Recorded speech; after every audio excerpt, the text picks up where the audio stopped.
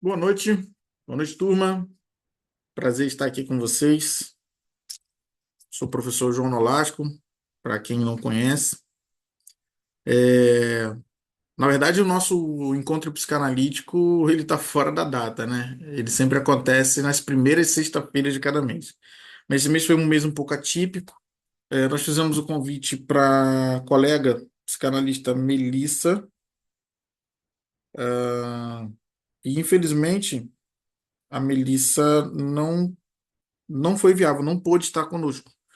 Agora, de última hora, um parente passou mal e, né, a- ela teve que socorrer, ela estava próxima, e enfim, ficou muito em cima da hora para a gente poder fazer o cancelamento e a gente vai seguir aqui, tá?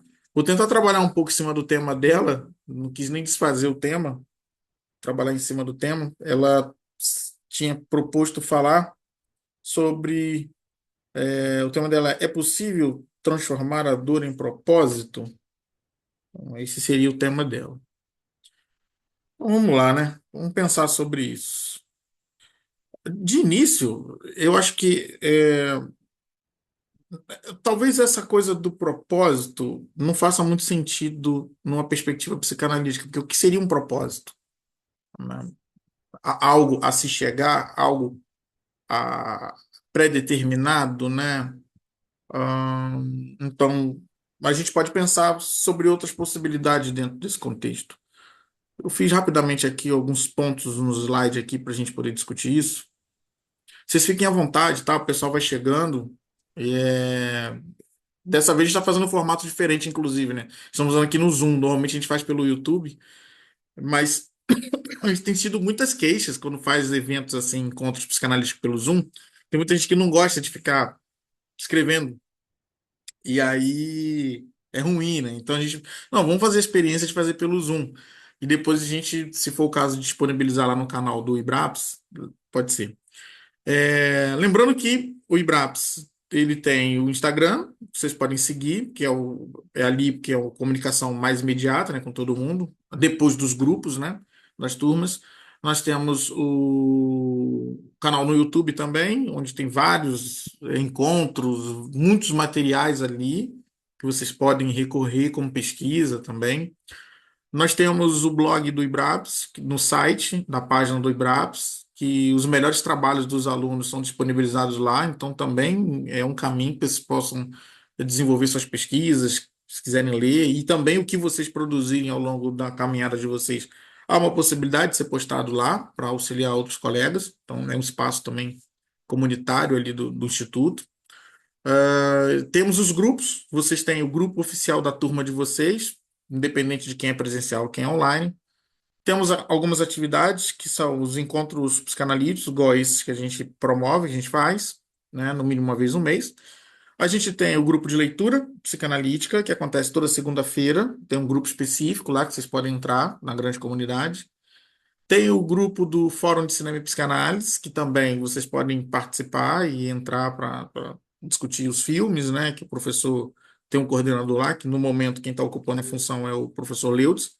Então, todo mês é sugerido um tema, um filme, a galera assiste o filme e depois se reúne para discutir. Nós temos uma outra atividade também, que são as oficinas clínicas, que acontecem mais ou menos a cada 3, 4 meses. A gente faz um grande encontro. Esse não é gravado, é a única atividade que não é gravada dentro do Instituto, porque a oficina clínica é uma atividade onde a gente convida alguém, né? Às vezes um aluno que está ali no período inicial da prática clínica, convida ele para ele discutir, ou às vezes a gente traz algum colega mais experiente também, para trazer um caso específico e a gente faz ali toda a análise do caso a partir de conceitos teóricos. Então, é uma atividade muito bacana, né? Essas são atividades basicamente gratuitas que o Instituto promove. Atividades que já são pagas, né? É, o seminário de teoria psicanalítica, estudos dirigidos, que acontece todas as quintas-feiras, onde a gente, no momento agora, estamos estudando a teoria psicanalítica a partir da leitura do livro Compreender Freud, do Jacques Derrida. Essa atividade é paga, tá? Mensalmente. Uma outra atividade que é paga também já é para para quem já concluiu a formação ou para quem já está em prática analítica, né? Já não é uma coisa para quem está iniciando, uma coisa para quem já está nessa prática clínica, vivenciando a prática clínica, que é o seminário de prática analítica, onde a gente revê alguns conceitos principais da prática e discute teoria e prática, tá? Então, essas duas atividades. Lembrando também, quem está aqui, que nem vai ouvir, quem vai assistir depois, que neste próximo sábado, nós teremos o curso com o Leandro dos Santos. Nós ainda temos, acho que 30 vagas, ainda temos 30 vagas. Vai ser presencial, mas estaremos gravando, porque a gente teve alguns problemas de fazer a transmissão ao vivo. O sinal cai, e aí é um problema depois, não consegue recuperar. Então, a gente optou por gravar, e aqueles que quiserem depois adquirir a gravação, só vai entrar tem um sistema, vai ter um link, vocês vão poder entrar e poder participar. Mas a atividade presencial, ela é algo indescritível. Então, quem pode participar, eu acho que vale a pena, tá bom? Bem, dadas essas comunicações, mais uma vez, quero agradecer a presença de vocês, Rael, que está aqui, a Bruna, aqui está a Samsung, não sei quem é, a Simone está aqui também, Renata Góes, Hermes, bom ter vocês aqui, tá bom? Então, aqui chegou agora o seminário, o nosso encontro hoje seria com a professora Melissa, psicanalista Melissa, mas infelizmente, por uma questão de emergência de saúde na família, ela teve que suspender. Como já estava muito em cima, a gente decidiu seguir, tá? Mas com certeza nós teremos um outro momento. Melissa é uma colega psicanalista aqui também de São Paulo. Todos sabem que eu moro aqui em São Paulo, né? Ela é da região aqui de Sumaré, no qual a gente já desenvolve um trabalho ali em Sumaré e eu atendo também. Ah, é o João, meu grande amigo. João Batista de São Paulo ou João Batista de Campo Grande? Eu já não sei agora. Enfim, então a Melissa é uma militante aí da psicanálise, né, que desenvolve um trabalho legal. Ela, a Cláudia, tem uma equipe muito boa aqui. Existem bons psicanalistas aqui na João minha... Batista, Campo Grande, Rio de Janeiro. João Batista, Campo Grande, Rio de Janeiro. É isso aí. Bem, vamos lá, gente. Eu vou compartilhar aqui o slide para a gente já ir pensando. Deixa eu abrir aqui. Não se incomodem com os cachorros, não, porque tem um gato que sai aqui, e aí ele sai, ele passa bem na porta dos cachorros para poder implicar com os cachorros, né? Uma figura. Ah, aqui.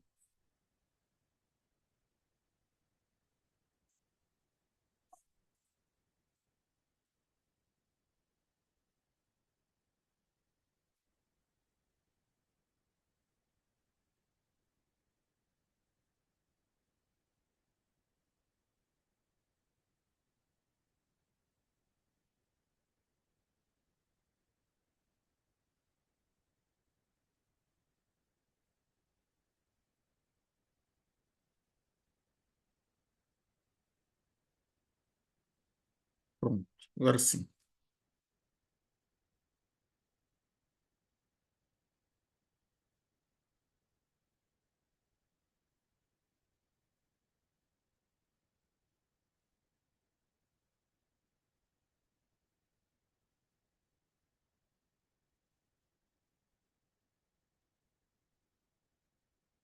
Então, como eu mencionei para vocês, eu vou manter o tema dela, né? Ela faz uma pergunta.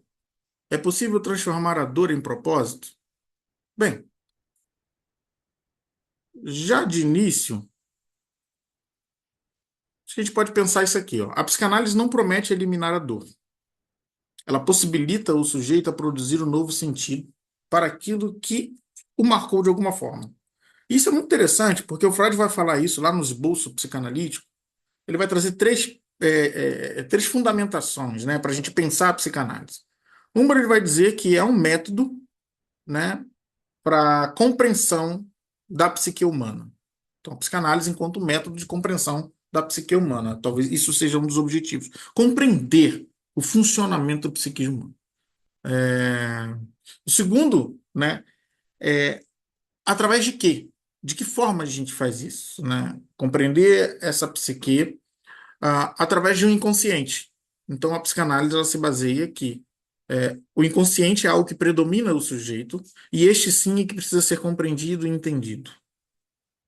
E o terceiro é o caminho pelo qual a gente utiliza isso, que é a livre associação, elemento, inclusive, que é colocado como o ponto central, como a regra fundamental da psicanálise. Então, toda vez que a gente pensa no que seria a regra fundamental da psicanálise, é a livre associação. Isso está lá em recomendações aos médicos. E é interessante essa regra fundamental, que é estabelecer uma relação através de uma livre associação, levando em consideração que o sujeito tem um inconsciente e que a partir desse inconsciente há um funcionamento desse psiquismo. Então, a psicanálise, de alguma forma, ela está fascinada por isso. E isso é interessante porque aqui a gente não trata a ideia de que a psicanálise está para tratar, literalmente, o sujeito, como que se tivesse algo errado. Isso é um ponto de discussão que vale a pena, né? A psicanálise entende que não existem sujeitos perfeitos. Então, todo sujeito é um sujeito que se estrutura a partir das relações dele, né, com o mundo, com o que o cerca, com o que ele interpreta, como que ele vai simbolizar, como que ele vai elaborar, como ele vai criar as representações que vão se formando a partir de uma certa compreensão.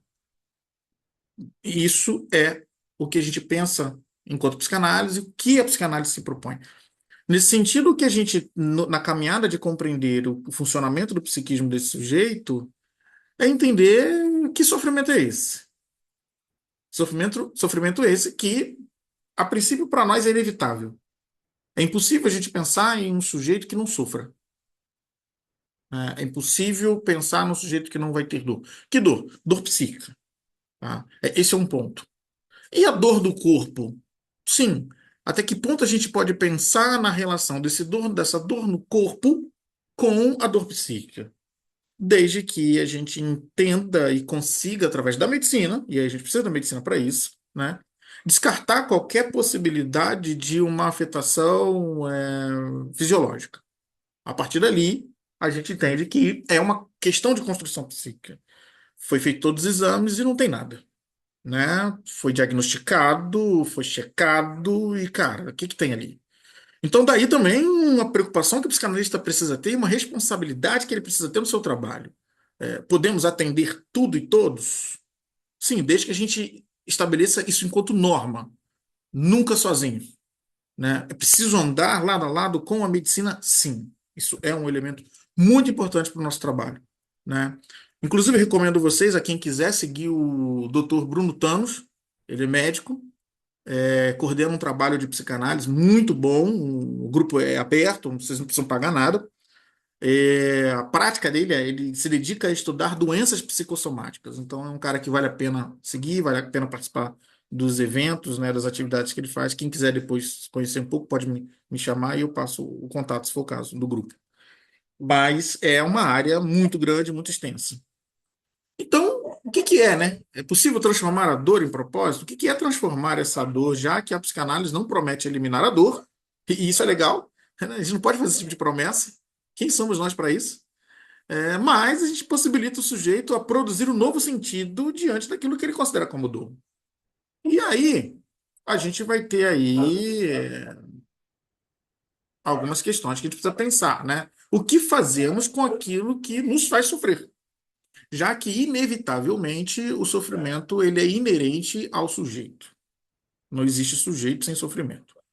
Eu ouso a dizer que é o sofrimento que produz o sujeito, inclusive. Né? Que sujeito é esse que o João está falando? O sujeito do inconsciente. Né?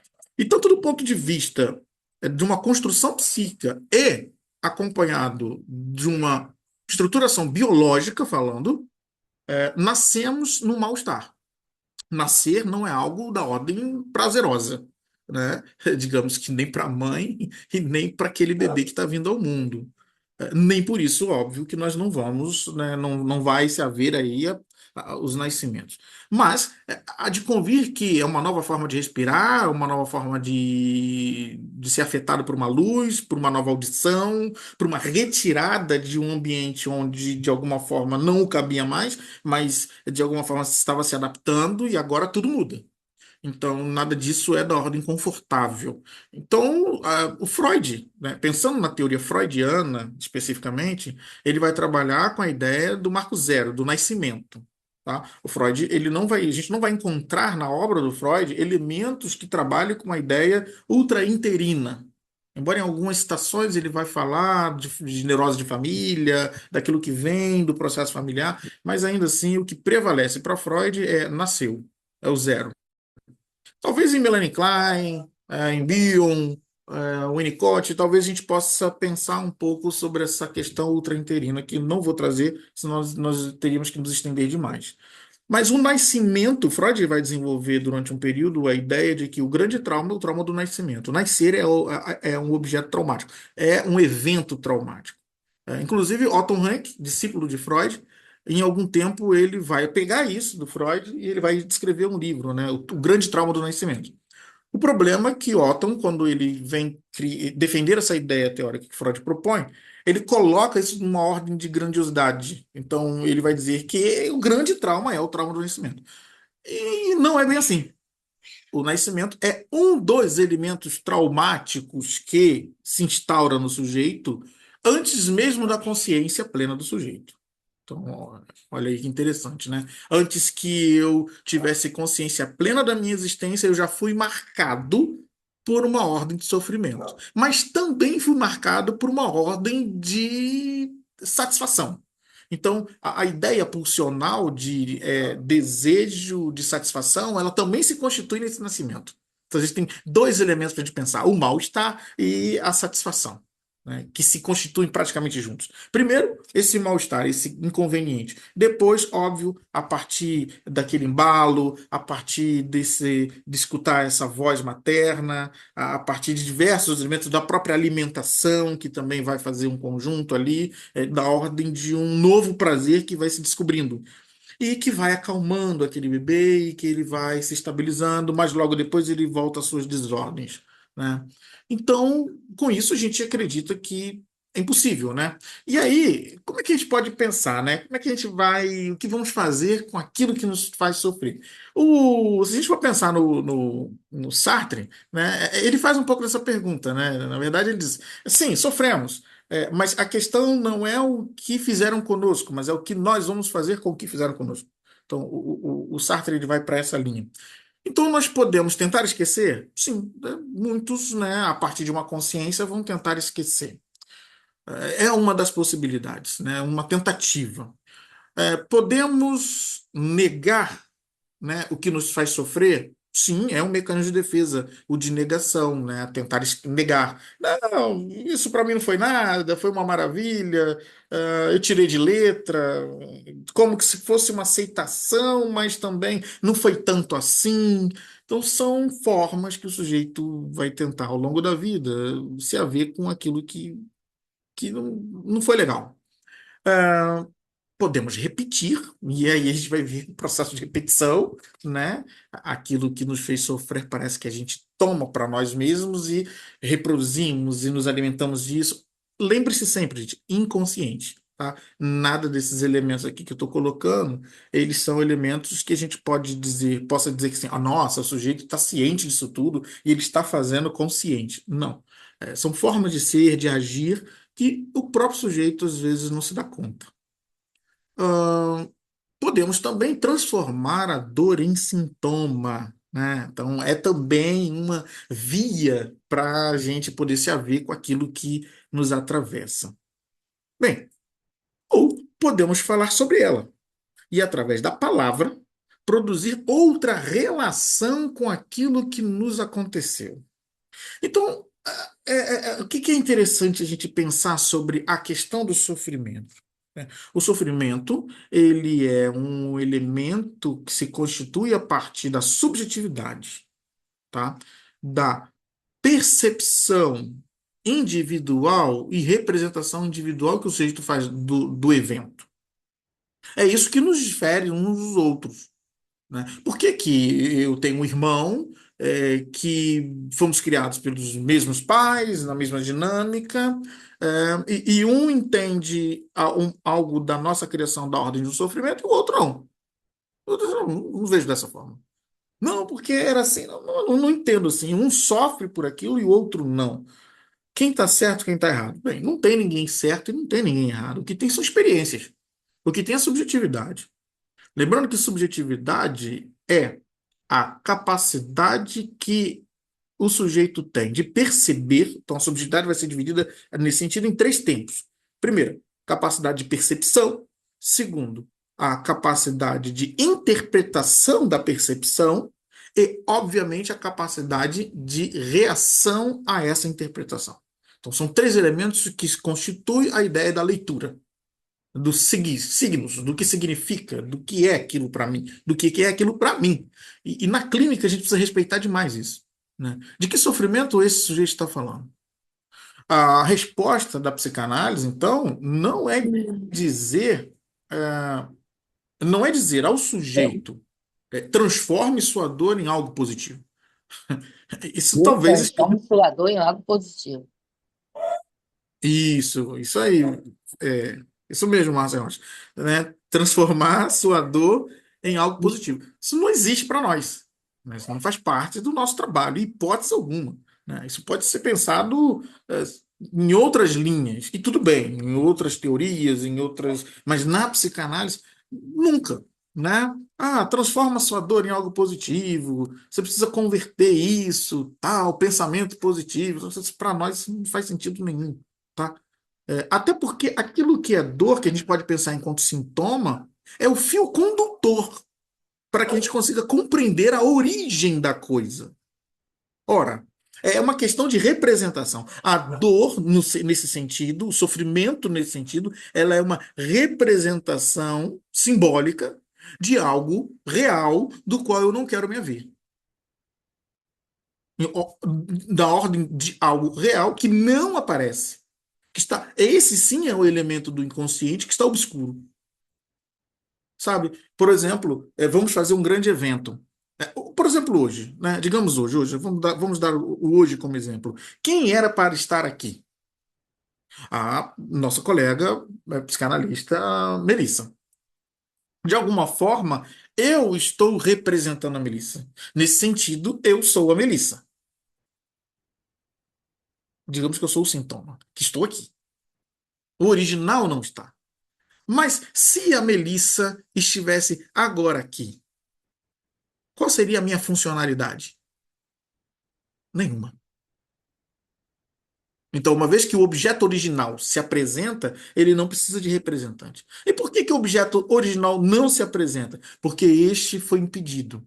Esse está sendo barrado por alguns elementos dos conceitos teóricos que a gente tem. Eu não vou entrar aqui em detalhes, mas é isso, é essa formulação, essa forma que o inconsciente se desenvolve, que o aparelho psíquico se desenvolve. Barra-se.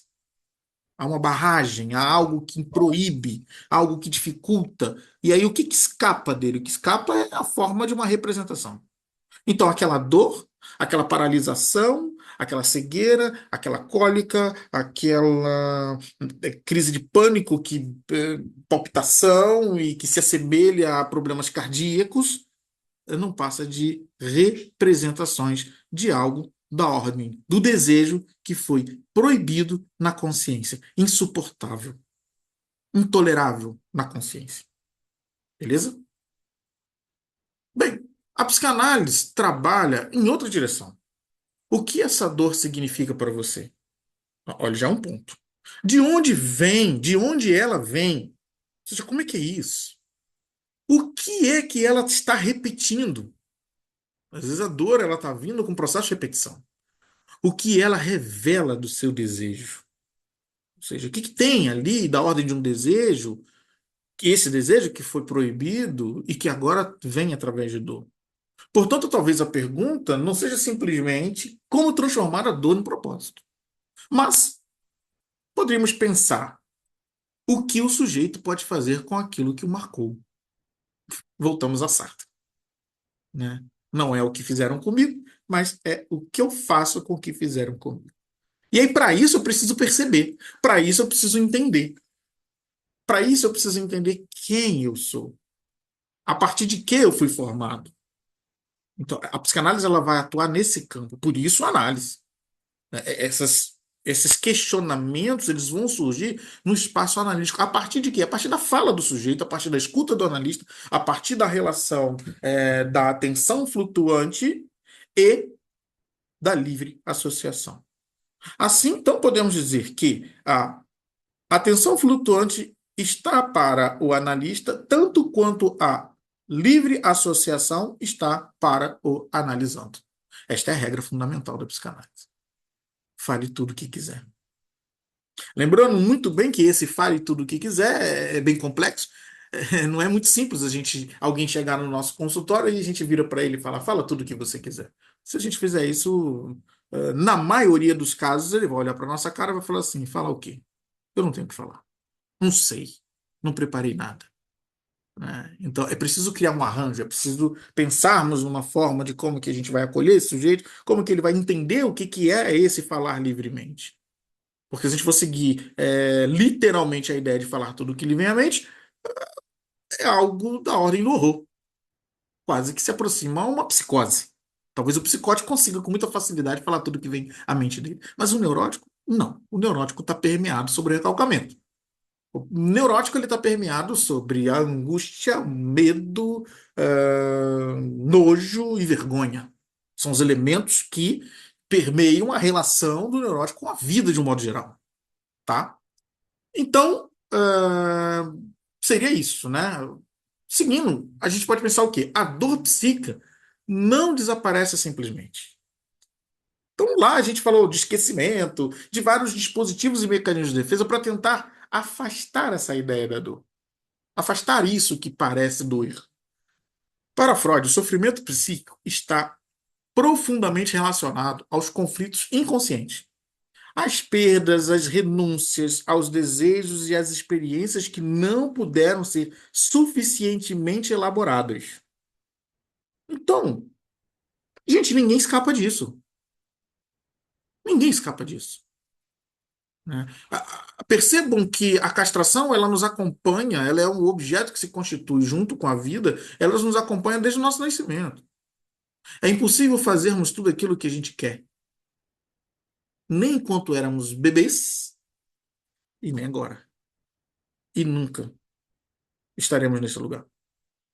Talvez o melhor lugar que a gente já esteve na vida tenha sido esse lugar enquanto bebê, porque nos faltava consciência. Então, como éramos regidos por pulsão, apenas por esse id, talvez nós, em algum momento, tivéssemos um certo poder. Pelo menos o choro como arma e a fragilidade como arma também. Porque a arma que o bebê tem é essa. É a sua fragilidade. Né? A obrigatoriedade de que todos precisam cuidar. Então, todos precisam cuidar, todos precisam estar atentos ao desejo desse bebê, às necessidades desse bebê. Mesmo que o sujeito, enquanto bebê, não tenha a capacidade plena, e tudo bem, de perceber tudo isso. Perceber no sentido da consciência. Mas as sensações das satisfações pulsionais, elas gradativamente vão se transformando no que chamamos de marcas minêmicas. São registros que vão ficando ao longo da nossa vida e que estas sim vão se constituindo, tá? Então, um dos textos fundamentais para pensar essa questão é o próprio texto do Luto e Melancolia, de 1917, que Freud diferencia o luto da melancolia e mostra que, diante da perda, o aparelho psíquico precisa realizar um trabalho, né? Então a gente tem aí, né? Perdemos alguma coisa, né? E como é que a gente lida com isso? O que que essa perda reflete a nossa vida e simboliza? Como que a gente vai elaborar isso? Né? Ele escreve o seguinte: o trabalho do luto é um trabalho psíquico. A perda não é simplesmente apagada, ela precisa ser elaborada. Nesse sentido, a gente tem perda, dor, aí vem elaboração, transformação da relação com o objeto perdido. Essa equação aqui, ela pode ser pensada sobre as diversas possibilidades. Embora a gente está falando aqui do luto, é importante que, né, quem está iniciando o seu percurso em psicanálise, quem já está mais avançado, entenda que quando a gente fala de luto, a gente não está falando especificamente da morte de um objeto animado. Quando eu falo de objeto animado, eu estou falando de um ser vivo. Não se trata apenas disso. Tá? Quando eu falo de luto, em Freud, em psicanálise, a gente está falando daquilo que foi da ordem de um desejo que, de alguma forma, me parece que foi perdido ou subtraído. E aí eu posso pensar no trabalho, eu posso pensar num amor, num relacionamento, numa separação, num cargo específico, em N coisas.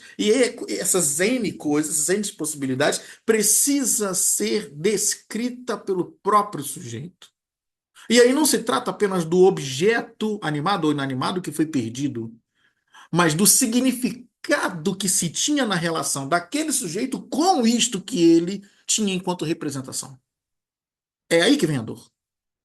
A dor de ser traído, a dor de não ter conseguido algo, a dor de não ter sido amado o suficiente por aquela mãe, por aquele pai, por alguém. São essas queixas que vão aparecer na nossa clínica. Eu costumo dizer que uma das condições mais difíceis na clínica para a gente é quando eu recebo alguém lutado de alguém vivo. Que aí é o objeto perdido. Não se tem como quantificar, porque o que é esse objeto perdido? Alguém é de alguém? Então, se eu perdi porque é meu? Não, ninguém tem ninguém. E aí a gente precisa discutir sobre isso. E aí, o que que estava em você que parece que foi junto com esse outro, né? Eu já ouvi coisas do tipo, mas e agora? Ela se foi, no sentido de um falecimento. Ela se foi. E todos os dias de manhã nós nos abraçávamos. Ela me dava um abraço. Eu dava um abraço nela. A quem eu vou abraçar agora? Olha que interessante. Quer dizer, é o objeto faltante e a minha libido que estava investida nesse objeto e que parece que esvazia. E agora, para onde vai isso aqui? A quem vai isso? Como eu vou encontrar uma substituição? Porque eu tô aqui com a libido aqui, a minha libido ainda está aqui. Eu tô direcionado, era direcionado àquele objeto. O que que eu faço com isso? E isso é que causa dor. Existe um texto do Freud intitulado Tipos Neuróticos de Adoecimento de 1913. Tipos Neuróticos de Adoecimento de 1913. O Freud vai dizer assim, abre aspas para ele. O sujeito estava sadio enquanto suas satisfações sexuais ligadas ao mundo externo estavam sendo atendidas. Torna-se adoentado quando isto lhe é subtraído. E logo embaixo ele vai dizer de um certo arranjo, principalmente continua adoentado quando ele não consegue criar substitutos. Fecha aspas. Isso é fantástico. Enquanto tudo vai bem, vai bem. Mas quando alguma coisa nos impede de gozar, aí é ruim. Aí é ruim demais. Aí a gente reclama. Aí a gente sente. Aí a gente chora. Aí a gente se revolta. Cada um vai ter uma forma de ter que lidar com isto que lhe é subtraído ou impedido. E aí, essa questão de ser subtraído ou impedido, é preciso que a gente pense sobre isso também. Foi subtraído, a subtração me leva a pensar que alguém retirou isso de mim, ou alguém está impedindo. Há uma força externa que impede a minha satisfação. Assim quando a gente é criança, assim quando a gente é bebê, que alguém diz pra gente, não, agora não. Se depender de mim, eu quero. Se depender de mim, eu vou. Eu quero aquele doce. Eu quero continuar brincando. É alguém que tem que impor o limite. Nesse sentido é o que eu sempre falo, a castração tá para todos, desde o nascimento. E aí, eu querendo ou não, tenho que aceitar. É quando a gente é um pouco mais adolescente que a gente diz, não, mas tem festinha, eu quero ir na festinha. E os responsáveis vêm e dizem, não, você não vai. Mas por que eu não vou? A mãe da Mariazinha deixou ela aí. Eu não sou a mãe da Mariazinha. Você não é filho da Mariazinha. Você não é irmão da Mariazinha. Você não vai porque eu sou seu pai, porque eu sou sua mãe. Aqueles processos autoritários que se tinham numa época mais antiga. E aqui eu não estou querendo discutir sobre essas questões, mas o que eu estou tentando trazendo para nos atentarmos é quanto à dor, é como que cada um vai interpretar aquilo que se chama dor. Às vezes o sujeito está do meu lado e fala assim, nossa, mas isso me incomoda. Eu olho para a cara dele e falo assim, sério? Sério, esse cara está se incomodando com isso? Mas esse é o sofrimento do sujeito. E é esse o lugar fundamental na relação analista e analisando. É que eu não vou banalizar aquilo que o sujeito tem enquanto representação de dor. A dor é dele. A dor dele tem fundamentação. A dor dele foi constituída a partir de várias situações. A dor dele tem validade. O próprio Freud, logo nos seus estudos da histeria, ele vai, né, na famosa carta escrita, carta de número 69, que ele fala com Hermann Flins, ele vai dizer: Olha, estou desistindo da minha neurótica. E ele vai elencar vários elementos que colocam ele a desistir dessa neurótica. E uma das coisas que me chama muito a atenção é quando Freud fala assim: Olha, sabe qual é? É que nesse inconsciente não podemos descrever o que de fato é real ou fictício. É quando Freud sai da teoria da sedução, que ele sustentou durante 4 anos, erroneamente, né, onde ele acreditava que todos tinham sido abusados sexualmente, por isso era o transtorno, por isso eram as neuroses histéricas, ou as histerias da época. Ele abandona isso para pensar o quê? Opa, não tem teoria da sedução. O que tem é uma fantasia que se constitui. E que não é uma maldade, mas é a forma própria pelo qual o sujeito interpretou, volta de novo à singularidade, à subjetividade, interpretou o ocorrido. A criança tem sua forma própria de interpretar o mundo. Mas o quanto que isso, num lar desestruturado, né, isso pode afetar a interpretação dessa criança a tal ponto de fazer com que ela carregue dores ao longo da vida. Até porque o adulto que a gente trata é a criança ferida do passado. Essa criança não cessa. Ela continua. Bem, voltando aqui. No luto, então a gente tem aí perda, dor, elaboração, transformação da relação com o objeto perdido, né? No luto, o sujeito sofre porque perdeu algo ou alguém que ocupava um lugar importante em sua economia libidinal. Estou falando de libido, gente, de investimento. E essa economia libidinal é minha. É aquilo que eu proporciono ao outro. Sabe aquela coisa que nós nos constituímos através do outro? É o olhar do outro, é o banho libidinal do outro que me faz ser sujeito. Nesse sentido, eu não desejo por mim mesmo. O meu desejo está relacionado ao desejo do outro. Eu desejo que o outro me queira. Eu desejo que o outro me veja. Eu desejo que o outro me queira bem. E se tudo ocorrer bem, aí eu existo. Esse é um processo natural. Só que a psicanálise, gradativamente, ela vai discutir sobre essas coisas, talvez não de uma ordem teórica, óbvio. Meu analisando não é um estudante de psicanálise, mas gradativamente é isso que a gente vai discutir na clínica. Que fantasia é essa que esse sujeito construiu? De representação de si mesmo diante dos outros? E como que ele está tão preso a tudo isso? Quem é ele? O que que realmente ele deseja? O que que realmente ele quer? E não é só isso, não é só o que ele deseja, o que ele realmente quer, mas o que que ele está disposto a sustentar. Lembrando que a ideia de sustentação, ela não está ligada a uma permanência numa relação ou uma permanência em determinada formação ou em determinada coisa específica. Ela não é só isso. Ela é muito mais a passagem ao percurso e a resistência a tudo aquilo que vem junto e que eu tenho que dizer não. Não porque eu quero isso. Não porque eu preciso priorizar isso.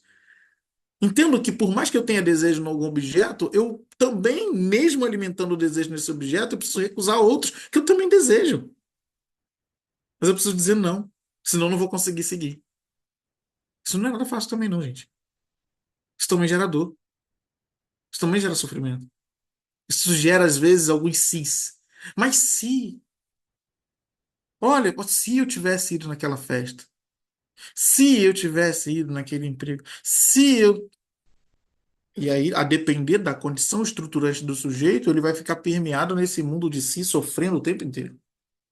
Então, voltando. No luto, o sujeito sofre porque perdeu algo ou alguém que ocupava um lugar importante em sua economia libidinal. O trabalho analítico não consiste em dizer você precisa superar. Gente, essas palavras não fazem parte do vocabulário psicanalítico. Você precisa superar, superar o quê? Como? Quem vai falar isso é o amigo, é o colega, sei lá, sei lá quem vai falar um negócio desse. Mas o set analítico? Não. O que a gente precisa é permitir que o sujeito possa se esvaziar. Aquela libido precisa ser esvaziada. Então ele precisa falar, associar, recordar, elaborar, repetir. É como se fosse a paixão. Não sei aqui, vocês. Eu acredito que muitos aqui tenham se apaixonado ao longo da vida, e quem não se apaixonou ainda, e um dia possa encontrar essa oportunidade. Mas a paixão é um negócio muito louco. Eu tô lá lavando o carro, e do nada eu olho para a água e lembro daquela pessoa. Meu Deus, e aí surge aquele sentimento. Fico meio abobalhado. Quem é o João ali? Não, o João já não existe mais. O que existe é só outra pessoa. Meu desejo tá todo, minha libido tá. A libido, ela é totalmente investida no outro. Em mim, diminui em mim para ir para outro. A fantasia, o pensamento. Então, na clínica, o sujeito vai trazer isso. Vai falar, vai falar. Alguém que termina um relacionamento, que normalmente quem termina um relacionamento vai embora. Mas quem não quis terminar, fica. Terminou para quem? Às vezes terminou para quem foi embora. Mas para quem ficou? Ele fica, mas por que que acabou? Mas por que que ela fez isso? Por que que ele fez isso? O que que aconteceu? Onde eu errei? E aí você vai perceber que a dinâmica libidinal desse sujeito vai estar toda nisso. Sabe aquela pessoa, você chega perto, nossa, fulano, não. Não dá pra trazer fulano na festa, não. Que ele agora só fala daquela pessoa. Ah, porque ele precisa falar dessa pessoa. E ele vai pra clínica. Enquanto que todo mundo não aguenta mais e diz pra ele, você precisa superar, você precisa mudar. Sai disso. Ô, vamos lá fazer isso aqui, vamos fazer outra coisa. O analista ele vai estar ali ouvindo, ouvindo, ouvindo,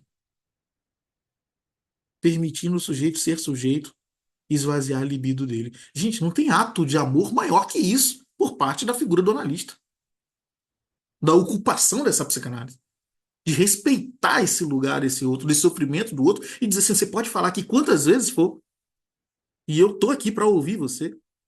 E talvez para entender as repetições que você vai fazer nesse discurso, inclusive nessas repetições, os atos falhos que vão vir, os elementos que vão vir juntos também, que vai ser material de trabalho para eu poder ajudar essa pessoa. Devolver para ela aquilo que foi perdido, que é ela mesma. Porque ela está indo junto com o objeto. Ela está potenciando tanto esse objeto que ela já não é mais nada. Nesse sentido, Freud tem um texto muito legal, de 1914 ou 15, chamado Uma Introdução ao Narcisismo, onde ele vai falar o quê? Que há um empobrecimento egóico. O sujeito se empobrece egoicamente, principalmente quando está apaixonado. E tudo bem. Não é por isso que nós não vamos nos apaixonar. Por favor, continue nessa prática. Mas enfim, vamos seguir. Só tomem cuidado, façam análise. A dor e a repetição. Então, o que seria aí essa relação de dor e repetição, né? Outro ponto fundamental aparece em Além do Princípio de Prazer, já um texto de 1920. Freud percebe que o sujeito não simplesmente procura o prazer. Há fenômenos nos quais ele parece repetir experiências dolorosas. Surge então a questão: por que repetimos aquilo que nos faz sofrer? Freud formulou o conceito de compulsão à repetição a partir disso. O sujeito pode repetir em diferentes situações de sua vida algo que não conseguiu simbolizar. Essa é a resposta. Repetimos aquilo que nos faz sofrer porque não conseguimos muitas das vezes simbolizar, não conseguimos elaborar. E aí nos mantemos no sofrimento. Nossa, mas está todo mundo vendo. Você não está vendo que isso aí não dá certo? O que alguém está vendo não é a mesma coisa que eu estou vendo. Eu estou trazendo várias marcas minêmicas. Eu estou trazendo vários contextos e conceitos de repetição. Amamos e nos relacionamos a partir da transferência. E aí é legal essa coisa de transferência, né? Porque se a gente pensar na transferência dentro de um contexto do senso comum, ora, se o João transfere um determinado valor para a conta da Márcia, o João fica sem e a Márcia fica com mais. Na psicanálise, esse cálculo é diferente, essa matemática é diferente. Parece que quanto mais eu transfiro, mais eu tenho. Significa que mais eu acumulo, mais eu estou revivendo, mais eu estou repetindo, mais eu estou me aprofundando naquilo e de novo, tentando, sem que eu perceba. Às vezes pode ser por um contexto ruim, que me desestabiliza na vida. Às vezes por uma questão positiva também. Vai depender de como que é isso, essa dinâmica, como que o sujeito lida com essa dinâmica. Mas a verdade é que transferimos. Amar é um processo transferencial. Por isso que é impossível alguém dar aquilo que não teve. Olha que interessante, né? Você pode dar aquilo que não se teve. Então eu amo a partir de uma experiência. Eu amo a partir daquilo que eu entendi enquanto amor. Ah, eu amo você como se você fosse meu irmão, mas eu nunca tive irmão. Então, da onde eu tirei eu amo você como se você fosse o meu irmão? Porque eu nunca tive. Que referencial é esse? Referencial cultural, referencial social, que me marcou de alguma forma, que criou em mim uma ideação. Nossa, então ser irmão é isso. Então ter irmão é isso. Ora, então eu olho para você e transfiro toda aquela libido que estava investida, que não tinha para quem ir, agora eu transfiro para alguém. Eu amo a minha tia como se fosse a minha mãe. Tão bonito isso, né? Eu amo a minha madrinha como se fosse a minha mãe. É uma forma muito educada de dizer, cara, ela é minha mãe. Para mim, quem é minha mãe é isso. Por quê? Porque o conceito transferencial de mãe que se estabeleceu no meu ideativo é esse que representa aquela pessoa, não minha mãe. No fundo, não. Minha mãe não. Minha mãe não foi mãe. Minha mãe tentou até ser. Eu já ouvi uma coisa muito interessante na clínica. Uma pessoa virou e falou assim: eu aprendi a ser filho sem mãe. Eu aprendi a ser filho da minha mãe sem mãe. Olha, gente, que forte, né? Ó, o que que é isso, então? O que que é isso? O que que ele tá falando? E aí eu preciso ouvir, eu preciso falar mais sobre isso. Então, de que mãe você está falando? Freud formula o conceito de compulsão-repetição. O sujeito pode repetir em diferentes situações de sua vida, algo que não conseguiu simbolizar. Aqui encontramos uma passagem fundamental: dor, repetição e, consecutivamente, sintomas. Então, o sintoma, ele, de alguma forma, é um objeto da repetição gerado por uma dor. Que dor é essa? De novo, a dor daquilo que foi insuportável, a dor daquilo que foi proibido na consciência, a dor daquilo que foi simbolizado enquanto trauma. É dessa dor que a gente, enquanto psicanalista, está interessado. Esse talvez seja o que o Lacan vai chamar de real, o inacessível, aquilo que não está fácil, aquilo que não chega fácil, e que o analista precisa de muita calma, muita dinâmica, muito manejo para saber lidar. Talvez ao longo da nossa formação, o tempo inteiro, o que a gente sempre busca constantemente não é, literalmente não é ter as respostas para os nossos analisandos, que a gente nunca vai ter, mas é fazer as perguntas certas, as perguntas que abrem portas, as perguntas, as implicações que conduzam ao nosso analisando a refletir em si mesmo, no seu próprio percurso e no seu próprio processo. O analista que se dedica a estudar a teoria, a viver a prática, principalmente na sua própria análise. Sem isso, ele não consegue. Só a teoria não é o suficiente. Eu preciso também sentir. Eu preciso sentir o que que é resistência. Eu só vou conseguir sentir resistência quando eu estiver puto, não querendo ir para a minha análise. Ou quando, de alguma forma, por mais aberta que eu esteja, eu não fale determinada coisa. Eu estou vivendo. É preciso viver o processo. Bem, aquilo que não consegue ser elaborado pode retornar pela repetição. Por isso, a psicanálise não pergunta apenas por que isso aconteceu comigo. Ela também pergunta por que isso continua acontecendo na minha história. Ou ela implica a fazer essa pergunta.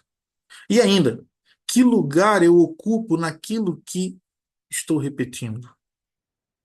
Essa mudança de pergunta é fundamental. Vocês estão entendendo como é que a coisa está muito mais para a gente pensar nessa possibilidade de transformar a dor num propósito, que eu não sei nem que propósito é esse, mas talvez essa alteração daquilo que eu vou identificar como dor é uma releitura.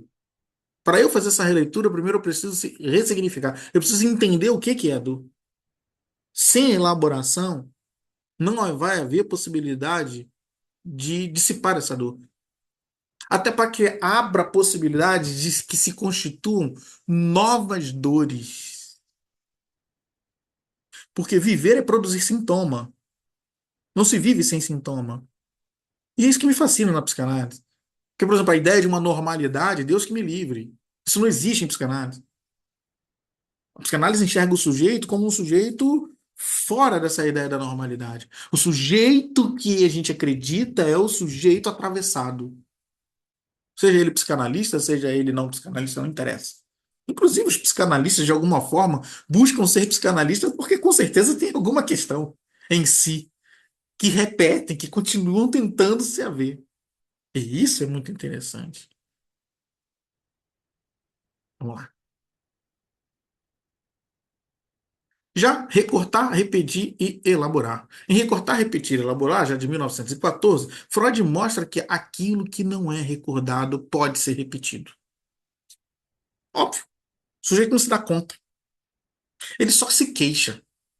Ele diz, ó, mas de novo. Ah, gente, não deu certo de novo. Não, mas agora vai dar certo. Agora esse emprego vai ser diferente, esse trabalho vai ser diferente, agora a equipe vai ser diferente. É tudo a mesma coisa. Ele afirma: o paciente não recorda coisa alguma do que esqueceu e reprimiu, mas atua. Essa atuação é fantástica. A gente age como tal sem lembrar. Você não lembra. Embora a gente possa até falar. A gente pode contar. Nossa, aconteceu isso comigo. Cada episódio, e fulano, com fulano aconteceu isso. E normalmente não, porque fulano era assim, era assim, era assim, era assim, era assim, era assim, assim, assim. E esse? Não, isso não. Isso é diferente. Aí termina.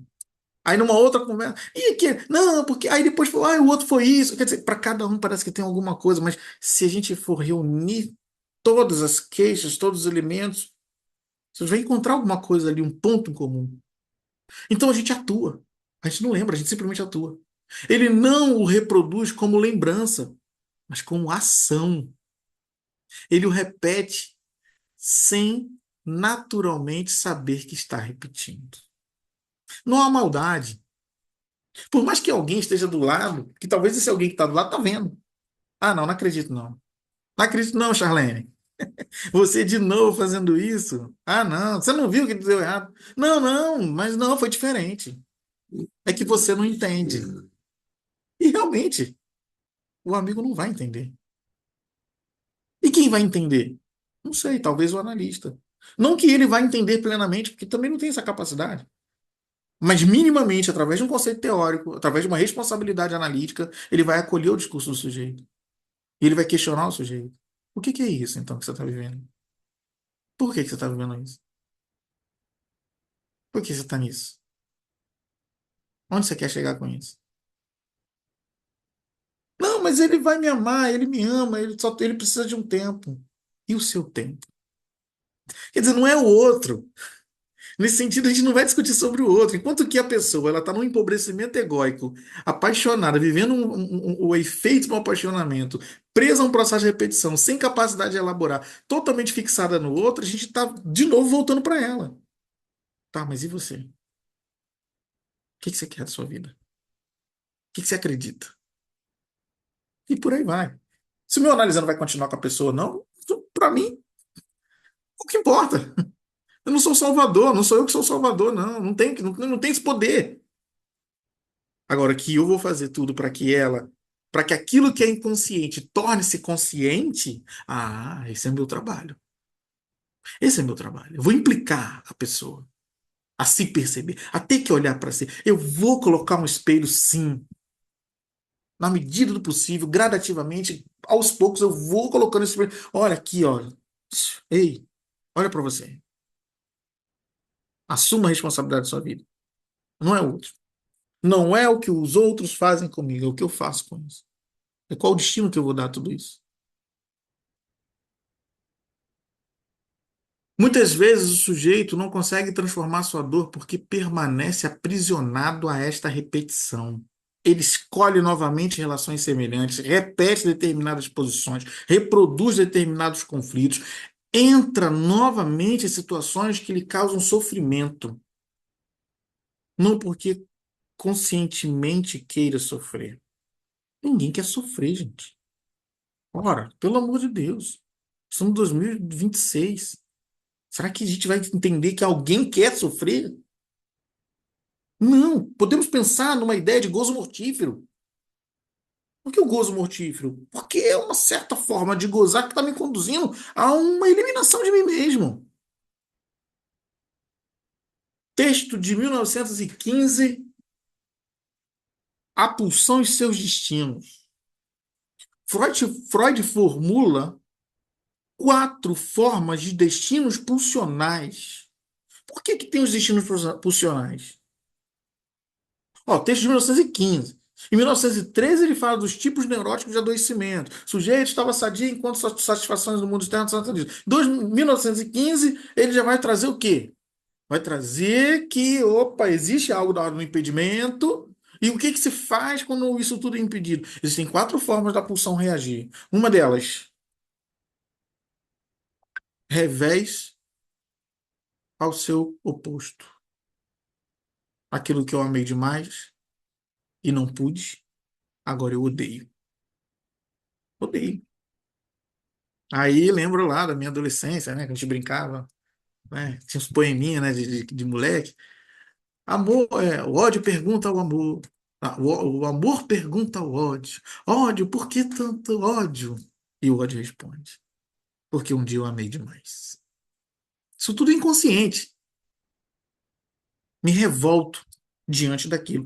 Olha que interessante que esse dispositivo pulsional já existe no sujeito enquanto bebê. É aquele bebê que tá lá chorando, descabelando, querendo o peito e tal. E quando a mãe chega, ele tá tão esganado, com tanta raiva, ódio, porque não veio na hora que ele quis, que ele não suga, ele arranha. Se ele tiver dentinho, ele morde.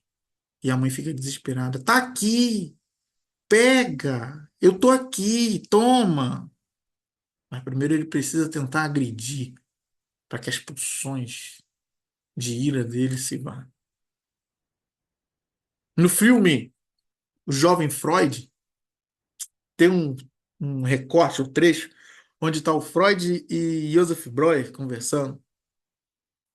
E aí Breuer vira para Freud e fala: Freud, se você está com raiva, você briga. Se você está triste, você chora. Ou seja, você precisa dar destino às pulsões que estão dentro de você. E se elas forem represadas, impossibilitadas, o que que você faz? Aí ele dá um exemplo da chaminé. Imaginamos uma chaminé, que o fogo está ali na lareira, e se o fogo está na lareira, a fumaça tem que sair pela chaminé. E se nós taparmos essa chaminé? A casa vai se encher de fumaça. A fumaça vai ocupar todo o espaço dentro da casa e ela também não vai ficar represada dentro da casa. Ela vai tentar sair pelas frestas das janelas, das portas. Provavelmente vai sufocar todo mundo que está ali. O adoecimento psíquico, muitas das vezes é isso. Sem que o sujeito perceba. Ele está fazendo isso com ele mesmo. É só abrir a porta. Vamos criar outras alternativas. Então, mas por que existe algo que ainda não encontrou uma forma de elaboração simbólica? A análise cria uma possibilidade diferente, que é repetir, falar, recordar, elaborar e produzir outra posição subjetiva. Tá aí a caminhada. O sujeito tá lá na repetição. Cai na análise, vai falar. Vai falar. Vai ser acolhido. Essa fala pode produzir um processo de recordação. Mas recordar de quê, João? Não, não é só recordar os eventos, não. É recordar de si mesmo, é recordar quem ele é. É voltar para si, junto com esse processo de elaboração. Criar novos sentidos para aquilo que já foi, que vai ser a produção dessa nova subjetividade. Então, não é esquecer ou não é eliminar o que ocorreu, porque ninguém tem capacidade para isso. Mas talvez seja dar novos sentidos a tudo isso, criar novos sentidos para isso. E talvez os novos sentidos seja, olha, eu não quero mais, não quero mais falar com fulano, não preciso mais falar com fulano. Talvez seja bancar isso também. Que aí não é só eu não quero falar com fulano, eu quero a mim. Não é eu não quero falar com fulano, eu prefiro a mim mesmo. E fulano, não sei de fulano. Mas e ele? Não sei. Ninguém tem poder sobre o outro. Não podemos desejar mais do que o desejo do outro sobre ele mesmo. Isso facilmente nos colocará em sofrimento contínuo. Nossa, como eu queria que meu filho fosse isso, aquilo. Esse é o seu desejo, mas qual é o desejo dele? Não, ele falou que ia ser caminhoneiro. Ué, que bom. Que seja um excelente caminhoneiro e que seja feliz na profissão dele. É isso que você quer, meu filho? É. Beleza. Mas chegar nesse grau não é nada fácil. É um processo. Vamos lá. Freud e a possibilidade de construir uma vida apesar do sofrimento. Gente, já estou terminando, tá? Sei que hoje é sexta. Vocês poderiam estar fazendo várias coisas, mas estão aqui. Meus parabéns por isso. Em O Mal-Estar da Civilização, adoro esse texto do Mal-Estar da Civilização, acho que tem alguns alunos que já estão estudando isso, né? Freud é bastante distante de qualquer promessa de felicidade plena. Para começar, a gente precisa pensar num Freud muito pessimista, tá? Freud é super atravessado pela vida dele, sobre vários contextos, então ele é um cara, meu Deus do céu. A teoria, as teorias que o Freud criou tem muito dele. Então, assim, é muito importante a gente entender quem foi Freud, o que foi essa vida dele, para entender também os conceitos teóricos dele. Então, ele é um cara pessimista da vida. Tudo é uma merda, tudo é ruim mesmo, e é isso. Eu, particularmente, me aproximo, gosto dessa interpretação, dessa visão do Freud, porque para mim é uma visão mais realista. Tá? Agora, embora o Freud seja tudo isso, né, esse pessimista, esse cara que diz que está tudo ruim, ele diz assim: precisamos amar para não adoecer. Ou seja, a via do amor talvez seja uma solução. Salvação? Não sei o que é salvação, mas seja uma solução para que a gente consiga lidar com esses dissabores, com essa coisa ruim que é a vida. Principalmente, sei lá, acho que para o neurótico.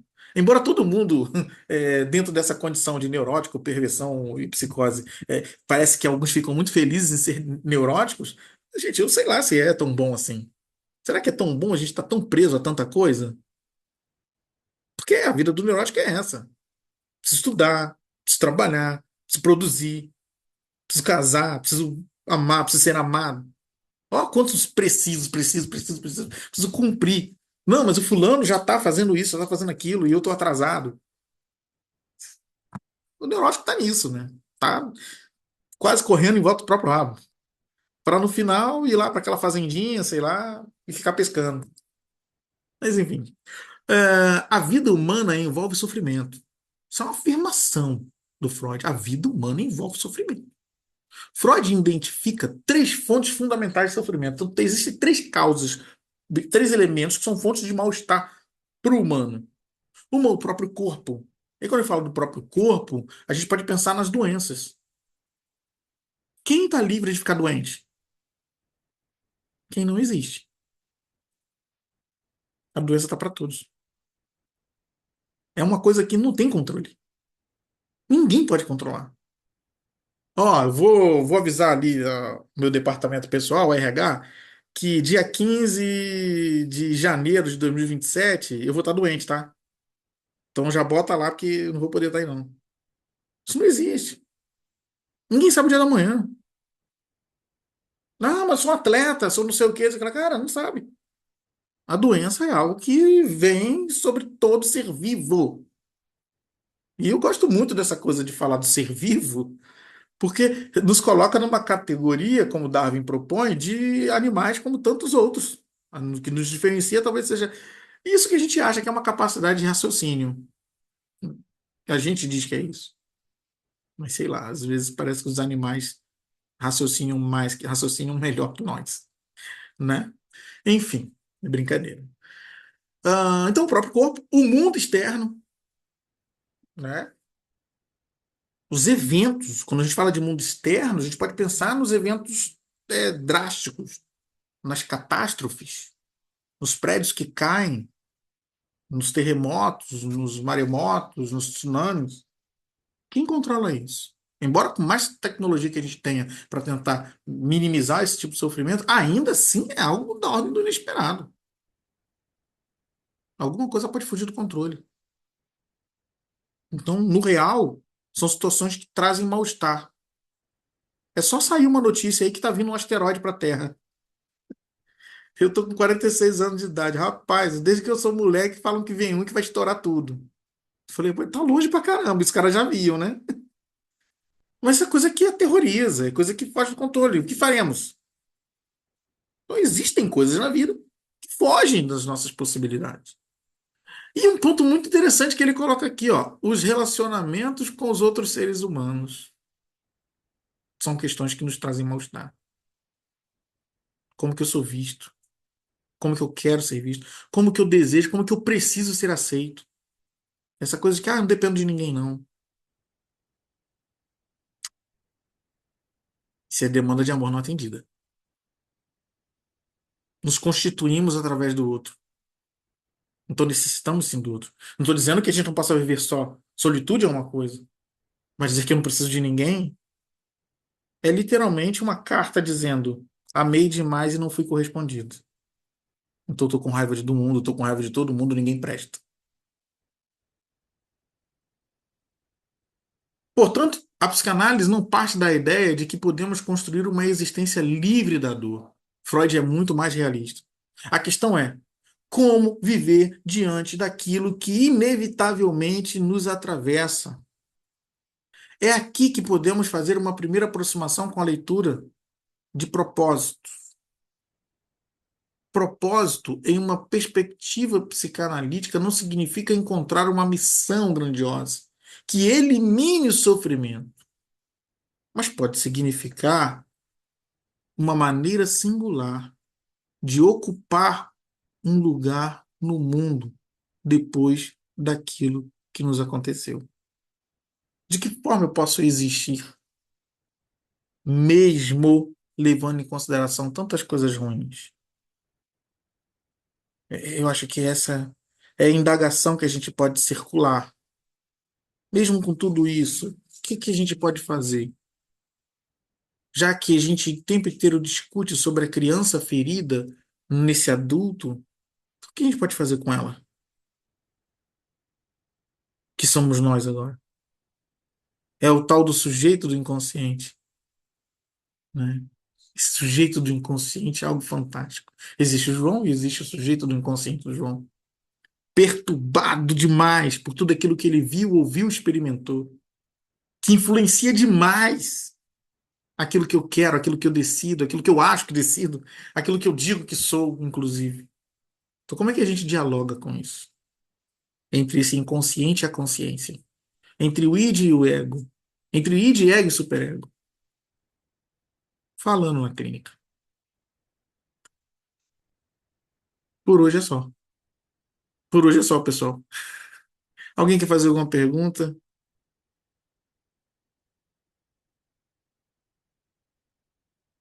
Gente, ninguém.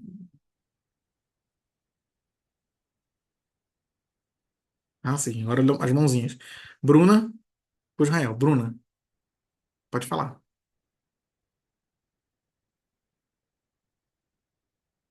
Deixa eu ver se tem alguma coisa aqui no chat, né? Tá aqui, ó. Boa noite, eu coloquei no chat algumas dúvidas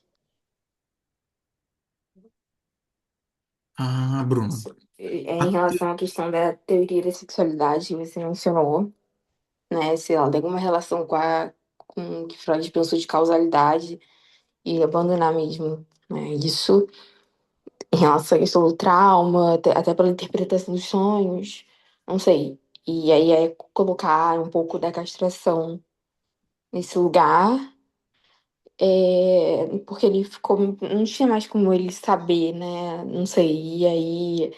Não sei se essa questão da teoria da sexualidade foi um pouco perdida ali diante disso, né? Mas aí a questão não seria a causa, mas a experiência. E eu tenho dúvida da questão da própria questão da palavra do trauma. O que que seria o trauma? O que que seria, enfim, diante dessas próprias teorias. Não sei se ficou claro. Sim, sim, sim, vamos lá. Então vamos pensar primeiro nessa questão da teoria da sexualidade, né, em relação, se tem relação com a casualidade. Ah, esse primeiro pensamento dele dentro do contexto de uma teoria da sexualidade, né, do pensamento de que todos foram abusados sexualmente, isso nos revela a questão da audição, porque a psicanálise, o Freud, ele vai se desenvolvendo a partir de alguns elementos teóricos que ele já estudava, tá? Mas principalmente da escuta, e essa escuta e essa interpretação que ele faz.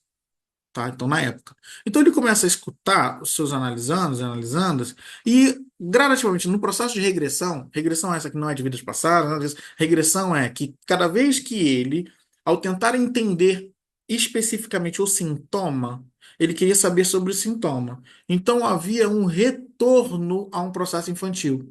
E quando havia esse retorno de discurso da história infantil, meio que ele fazia um entendimento de que havia uma possibilidade de ter sido abusado sexualmente. Daí ele cria a teoria de que a causa das histerias era um abuso sexual vivido na infância. Então, durante muito tempo, ele vai levantar, vai defender essa linha de pensamento. Logo depois, ele desiste de tudo isso, primeiro porque ele não consegue fazer conclusão dos casos, as analisandas começam a ir embora, a abandonar, inclusive tem um ponto no texto, nessa própria carta do Freud, porque ele mesmo se coloca numa condição neurótica. Porque ele vai dizer assim: ora, eu mesmo não fui abusado pelo meu pai. Quando ele fala isso, ele está se colocando numa condição que ele entendia ser um neurótico, tá? Né? Não sei se é histérico, mas um neurótico.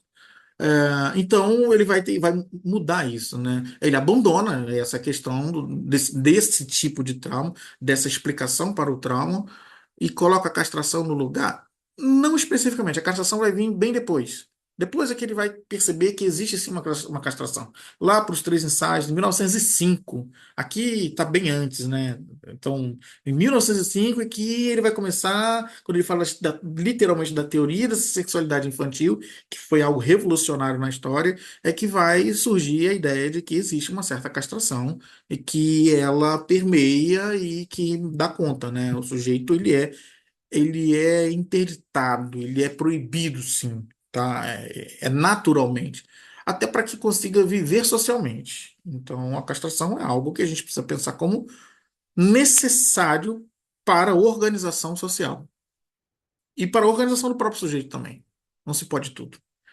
É, Porque ele não tinha mais como saber. Porque ele não tinha como saber?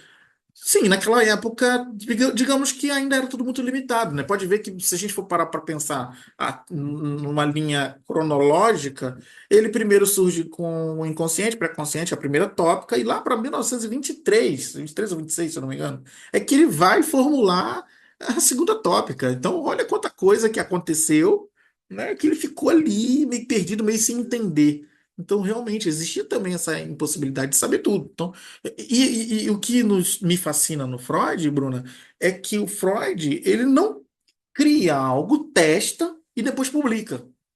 Daí a dificuldade de estudar Freud, tá? O cara que pega Freud para estudar sozinho, fala assim, cara, não é nada simples, mas é possível, mas não é nada simples. Por quê? Porque se for seguir, por exemplo, os volumes, volume um, 2, 3, 4, cara, é muito complexo. Por exemplo, quando a gente fala de 1905, a gente fala 1905, os três ensaios da teoria da sexualidade. Só que você tem noção de que esse texto foi editado 4 vezes, de 4 a 5 vezes, se eu não me engano. Em 1915, ó, 1905, 1915, por aí, o Freud estava revisitando esse texto, reescrevendo. Tanto é que a ideia, três ensaios da teoria da sexualidade, é porque quando ele surge com o primeiro esboço dos três ensaios, eram só três elementos mesmo. Eram três elementos que ele trazia para o texto. Depois vai vir o quê? Vai vir relação objetal, vai vir perverso polimorfo, vai vir as funções sexuais, né, quando o desenvolvimento psicossexual, vai vir um monte de coisa. Essas coisas elas vão sendo acrescentadas ao longo do tempo, conforme ele vai percebendo coisas, e ele volta no texto e fala: "Ei, preciso ver isso aqui de novo, preciso escrever aqui, preciso acrescentar, preciso mudar." Então é muito legal essa sacada do Freud, que realmente ele é um cara que o que ele via e acreditava naquilo e, puf, já estava publicando. E sofreu muito por isso também. Mas foi muito bom pra gente. Não foi ruim, não, foi bom pra gente. Mas de fato importa. Sim, não seria a causa, porém a experiência. Isso, a causa específica, né? A experiência vivida. E essa experiência, ela se dá através dessa singularidade, dessa subjetividade. O que o sujeito interpretou daquilo. Isso é uma coisa muito importante. E que a gente precisa respeitar, né? Uma coisa muito interessante que também já nesse período nos revela é que a partir dessa escuta, dessa fala do sujeito, da escuta do Freud, a gente vai começar a constituir a ideia de que todo discurso do analisando é um discurso falseado. Isso não quer dizer que o nosso analisando esteja mentindo racionalmente, tá? Mas não é falso em que sentido? De que não é exatamente daquela forma que ele está contando. O nosso analisando chega na clínica interessado em ganhar um aliado. Então, ele cria um arranjo de fala muito bem organizada para tentar convencer o analista de que o que ele está falando é correto. Isso no médico também. Ele chega lá na consulta médica, ele tenta organizar ao máximo as falas dele para que o médico tente compreendê-lo. Isso não é diferente também na clínica, tá? Mas será que era aquela forma mesmo?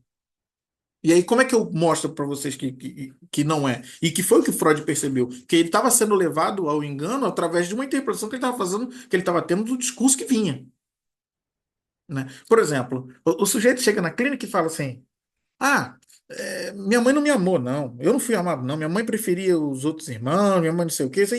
E aí, em algum momento, ele descasca essa mãe. Essa mãe foi horrível, ele não foi amado. Nossa, da forma que ele fala, se o analista João Nolasco não entender que ele está ocupando a função de psicanalista, eu vou me sentir com aquilo. Eu falo assim, mas que mãe sem vergonha desse cara. Nossa, essa mãe. Eu vou ficar com raiva dessa mãe. Por quê? Porque, caramba, o que ele está trazendo aqui de uma ruindade muito grande. Mas aí passa algum tempo, em algum momento esse cara vira e fala assim: Não, mas quando eu era pequeno, nossa, minha mãe fazia minhas roupinhas, e aí ela me dava banho, aí cuidava de mim, aí me levava para passear. Era tão bom, e às vezes dormia no colo dela. Cara, cadê aquela mãe que esse cara no primeiro encontro falou que era uma mãe do demônio? Revoltada, querendo matar todo mundo, brigando, querendo eliminar a vida dele. Essa mãe sumiu? Isso prova que aquele discurso primário, ele não é 100% real. Tem um quê de fantasia. Tem um quê de representação para ele. E talvez se eu perguntar para ele, mas o que é a sua mãe para você? Talvez ainda assim ele vai falar assim, não, minha mãe para mim não é mãe. Mas percebam que existe uma certa ambivalência ali. O que é ambivalência em psicanálise? É amor e ódio sobre o mesmo objeto. Então, assim, as relações naturalmente se constituem por um processo de ambivalência. Da mesma forma que alguém que chega na clínica e fala: Nossa, minha mãe foi a melhor mãe do mundo, ela foi perfeita. Perfeita? O que é perfeição? Não existe perfeição. O que que ele entende como perfeição? Olha como é que a coisa muda. Eu preciso devolver para o sujeito o que ele entende como perfeição, tá? Então, as experiências, elas são algo fundamentais. A Márcia coloca: o que fazemos com nossos desejos? Então, né, gente, o que fazemos com os nossos desejos? Dialogamos com eles, conversamos com eles. Essa coisa de dizer, não, não quero. Eu só abdico de um desejo por um outro que eu entenda melhor. E mesmo assim eu não vou abdicar daquele. Talvez eu vou colocar, eu não vou dar mais a ele a prioridade. Que a coisa do desejo está relacionada a uma coisa de prioridade, ao que está mais latente, ao que está mais pulsante. Então, por exemplo, numa relação familiar, todos desejam tudo, mas não todos os desejos podem ser realizados. Daí a necessidade de recalcamento. Alguém precisa, todo mundo precisa recalcar. O pai precisa, porque se o pai querer que tudo aconteça da forma que ele quer, cara, não vai dar certo. Vai dar B.O. Se a mãe também quiser fazer tudo que ela quiser, não vai dar certo. Se os filhos também quiserem fazer tudo que eles querem, não vai dar certo. Há uma necessidade de uma afinidade, uma relação onde alguém vai ceder alguma coisa, e aí sempre vai ter aquela sensação de que talvez um cedeu mais do que o outro, isso vai gerar sofrimento também, mas ao mesmo tempo que vai gerar sofrimento, também pode gerar um certo amor pelo outro também. Então, essas confusões sentimentais elas são muito comuns. Então, o que que a gente faz com o nosso desejo? A gente dialoga com ele. Quando a gente tem possibilidade de vir para análise e discutir sobre isso, é algo que para pensar. Tem um livro muito legal do George Forbes que ele diz assim, o título, olha que título fantástico. Você quer o que você deseja?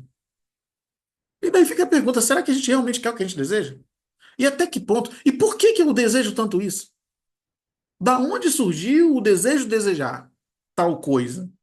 Ou tal pessoa? Ou isso? Isso que talvez não tenha nome. Então, talvez a proposta fique nesse sentido, de uma tentativa de diálogo com aquilo que eu desejo. Sempre. Que não vai ser um diálogo único. E aí, o sujeito precisa estar muito preparado para isso, então. Ele precisa estar muito disposto. Será que eu estou disposto a conversar com o meu desejo? Porque tem pessoas que não querem nem falar sobre isso. Criam a ideia de um tabu, né? Reprimem. E aí, quer dizer, o conceito de repressão ele é muito interessante, porque repressão em psicanálise não ele é muito parecido com a ideia de recalcamento, mas a repressão, na verdade, é a força que se faz para que determinada coisa fique submersa. Mas se existe uma força que se faz para que essa coisa fique submersa, precisamos entender que existe uma outra força contrária que faz com que ela saia. E não se dá para equilibrar todos os pratos. Uma hora eu vou cansar, uma hora eu vou deslizar. E nessa hora que eu falhar, que eu não estiver mais atento àquilo, vai vir com uma força absurda, desproporcional. A gente pode pensar isso enquanto sofrimento, crise, psicose e por aí vai. Patos, né? Sofrimento. Isso não é voltar para a própria teoria da sexualidade? Sim, sempre. Sempre voltaremos para a teoria da sexualidade. Sabe por quê? Não no sentido primário da teoria de um abuso sexual na infância, mas no sentido de que. E aí tem um texto muito legal para a gente ter um esclarecimento sobre a coisa da sexualidade, do sexual. É que o Freud, quando formula esse termo da sexualidade, ele não está pensando literalmente no coito, numa relação sexual efetivamente. Mas ele coloca o conceito de sexual enquanto o ápice da obtenção, da busca por uma satisfação, pelo prazer. Nós, humanos, estamos literalmente voltados a sempre buscar a nos satisfazermos. Uma vez que nascemos sobre a marca minêmica de um sofrimento. O que eu quero agora é sempre evitar o sofrimento e buscar o prazer. A minha luta é sempre essa. Nós, seres humanos, não realizamos nada que não venhamos obter algum tipo de satisfação. Ah, não, mas eu faço por amor. Por amor a quem? Por amor ao outro. Você se satisfaz fazendo isso por amor ao outro? Nossa, eu me sinto tão bem. Pronto. Você está se satisfazendo. A gente não dá um passo. A gente não levanta da cama. Por isso a ideia da depressão. A depender da gravidade dessa depressão, existem pessoas que nem levantam da cama. Fulano está trancado no quarto desde. Não sai, não quer comer. Oh, caramba. Já estive analisando numa condição assim e é terrível. Fugir de casa e for encontrar na rua é complexo. Onde está a libido? Onde está a satisfação ali? Está no retorno? Porque eu fielmente, gente, eu não acredito que ninguém queira morrer. Não se pode querer o desconhecido. A gente até flerta com o desconhecido, que é muito legal. É uma capacidade humana. Mas a gente não conhece. Então, naturalmente, dentro da condição humana, é natural o possível medo daquilo. Então, quando a gente fala de pulsão de morte, a gente não está falando de literalmente a morte. A gente está falando de um retorno. O aparelho psíquico é preguiçoso. O que nós não queremos é algo que nos incomode. Nós não queremos ter esse trabalho de pensar. Porque toda vez que surge uma ideia, há uma excitação. Essa excitação nos coloca pronto a ter que dar conta de um esvaziamento. É o processo econômico, libido. Quanto mais, eu preciso menos. Eu preciso esvaziar. Preciso fazer. Preciso colocar para fora. E quando eu não posso? Aí o Freud trabalha a ideia dos quatro formas, né? Que é o revés ao próprio self, Revés é o seu oposto, recalcamento e sublimação. São quatro elementos como destinos da pulsão a partir do momento que ela é represada ou impossibilitada, tá? O que é o trauma, né? De forma muito resumida, gente, a gente pode pensar o trauma sobre o seguinte processo, né? Trauma é aquilo que se estabeleceu nessa consciência que não há possibilidade de retorno.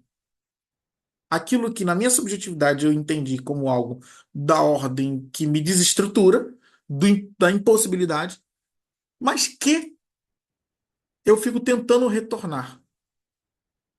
E essa minha tentativa de retornar para consertar, instaura-se o objeto traumático. É o processo ansioso. Então, por exemplo, é, aquilo que foi elaborado, pensado, previsto, dificilmente se tornará um trauma. O trauma é o objeto surpreendente, aquilo que não se espera e acontece. Isso pode gerar um trauma, a depender da intensidade pulsional que está ligada. Né? É algo que eu não esperava e aconteceu. E aí vai depender da quantidade de libido que eu tinha na coisa, de vários elementos ali que a gente tem que pensar para entender a intensidade desse trauma, né? Então, quer dizer, nesse sentido, a ansiedade ela vai ser dividida em dois elementos. O sofrimento por antecipação, sabe aquele sujeito que é pessimista, que está tudo se antecipando e vendo e não, o que pode acontecer e tal. Então, ou seja, se acontecer alguma coisa, ele já pensou em tudo. Agora, quando ele é surpreendido, marca-se alguma coisa, registra-se alguma coisa. O Charcot, né, no início, trabalhou com a ideia de que o trauma poderia ser quase como que um processo hipnótico, um comando, um determinado comando que se faz e que essa psique registra. E que a partir dali ele fica repetindo tudo aquilo ali, tentando retornar ao objeto, mas não consegue. Não dá. Não dá para se voltar naquilo que se foi, como tentativa de evitar. E aí você passa a ter uma reação a partir disso. Por exemplo, é, eu gosto muito de ir para Minas, né? Tem um lugarzinho lá em Minas que eu adoro, chamado Santos Dumont, a cidade do Santos Dumont mesmo, onde ele nasceu, lá na Fazenda Cabangu, que é a fazenda que hoje é da Aeronáutica. Aí tem uma cidadezinha lá no distrito de Santos Dumont chamada Conceição de Formoso. Nossa, na época que eu comecei a visitar Conceição de Formoso, gente, pra vocês terem noção, não tinha internet lá. Já tinha internet, já rolava todo mundo com celular, e tal, mas lá não tinha sinal de internet. A gente tinha um orelhão. E aí você queria falar com alguém da cidade, aí tocava o orelhão, alguém atendia, eu quero falar com fulano e tal. Aí corria lá na rua, ó, liga daqui a 10 minutos, 15, para até a pessoa chegar. E aí eu conheci um senhorzinho lá que, um grande fazendeiro, muito bem financeiramente e tal. Só que o cara não andava de carro, nem de carona e nem dirigindo. Só andava a cavalo. Para onde ele ia era a cavalo. Um belo dia, conversando com ele, falou: o que que foi? Ele, não, o que acontece? É, um belo dia, eu dirigindo, eu sempre gostei de beber muito, e eu tomei umas lá na cidade, peguei o carro, saí e sofri um acidente. Acabou o carro. E eu saí ileso. Mas quando eu vi o carro, eu pensei em tudo aquilo que eu não poderia, a tudo aquilo que tal, que se eu tivesse morrido eu não viveria. Filho, ele ainda não era casado, não tinha filho, não tinha nada. Mulher, filho, família, eu não ia ter feito nada disso. Então, daquele dia em diante, eu falei, não ando mais de carro. Só que a grande pergunta foi, mas ele não deixou de beber. Você vê, ele passou a ter, digamos, um certo trauma de carro. Ele não anda de carro de hipótese alguma, só anda a cavalo. Ele continua bebendo. Aí eu pergunto, mas por que que você continua bebendo? Ele não, porque a bebida me satisfaz. O carro pode me matar, a bebida vai me matar de outra forma, vai levar mais tempo, então não vejo problema nenhum. Mas carro eu não consigo. Toda vez que eu entro dentro do carro, me volta, ó, volta àquele lugar. Mas não é especificamente o que ocorreu, mas é na sutileza da fala dele que é interessante. É, volta à ideia de tudo que eu não poderia ter vivido se eu tivesse morrido. Aí a pergunta é, o que que ele quer viver mais? E aí a pergunta também é, será que esse trauma, ele é um trauma que paralisa o sujeito ou não? Porque existem objetos traumáticos, situações traumáticas, que a gente não vai mexer. Porque eles são, inclusive, estruturantes. Faz parte da estrutura do sujeito. Se eu retirar aquilo ali, o que que pode acontecer? Normalmente, numa clínica com idoso. As clínicas com os idosos, elas são bem complexas. Existem alguns elementos traumáticos da clínica do idoso que a gente não vai tocar, a gente não vai mexer. Sustentar. Isso foi uma forma bem resumida, tá? Para pensar o trauma, mas daria facilmente um seminário para a gente discutir sobre o trauma de pelo menos três meses aí, a gente conversando sobre as diversas possibilidades dos objetos traumáticos. Por exemplo, eu citei aqui uma delas, que foi quando o Freud propõe a ideia de que o grande trauma é o trauma do nascimento. Porque é o trauma do nascimento, que é uma marca mnemônica, é o que fica, né? Então, do ponto de vista biológico, do ponto de vista de uma construção psíquica, é isso. A gente pode pensar o trauma como um objeto fantasístico. Também vai partir da subjetividade, né? E algumas pessoas às vezes confundem a ideia do trauma com lembrança. Você precisa ter muito cuidado com isso. Você pode lembrar de tudo. Acordar de um acidente e lembrar de tudo. Não, eu sei o que aconteceu, eu sei como aconteceu. De novo, a ideia do trauma ela vai estar relacionada a uma questão da subjetividade. Uma criança que vive um abuso sexual, naquele momento, especificamente, a depender da forma que está sendo a molestação, é, às vezes não tem nada. O que vai dar é posterior. Que aí ela vai cair. Não, peraí, o que que era aquilo? O que que foi aquilo? Nossa, foi isso? E aí, como é que reage? Aí vem estado de culpa, aí vem um monte de coisa junto, né? Em situações de abuso é muito complexo.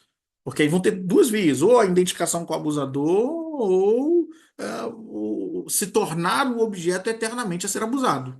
São situações muito comuns também que eu encontro na clínica, né? Não é nada fácil, né? Ambas as situações são bem complexas. Mas aqui embaixo. Freud sofreu muito com. Sabe, sofreu muito. Sofreu bastante. Freud sofreu bastante. A pandemia.